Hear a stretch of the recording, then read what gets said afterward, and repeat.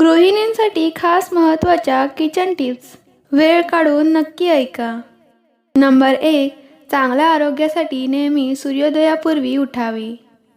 Number 2, केसांतील कोंडा दूर करायचा असेल तर शॅम्पूमध्ये मीठ मिसळा आणि केसांना लावा। नंबर 3, प्रवासात तुम्हाला उलटीची समस्या येत असेल तर प्रवासापूर्वी तोंडात थोडा ओवा ठेवा, यामुळे उलट्या होणार नाहीत। नंबर 4, नाश्त्यानंतर सुक्या अंजिराचे 2 दाणे खाल्ल्यास लिकोरियाच्या समस्येपासून आराम मिळतो। नंबर 5, रस कधीही जास्त काळ ठेवू नये, कारण तो कडू होतो आणि आपल्या शरीरासाठी हानिकारक असतो।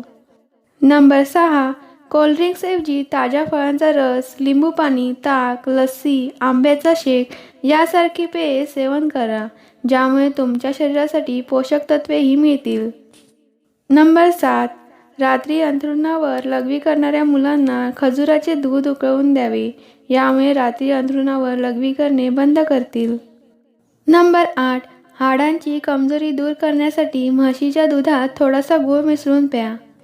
नंबर 9, जेवणानंतर पाणी प्यायल्याने अनेक आजार होतात, म्हणूनच जेवणानंतर 1 तासानेच पाणी प्यावे।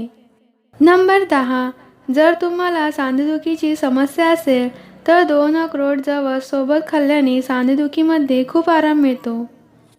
नंबर 11, मुळ्याच्या रसामध्ये थोडे मीठ आणि लिंबाचा रस मिसळून नियमितपणे प्यायल्याने लठ्ठपणा कमी होतो आणि शरीर सुडौल बनते।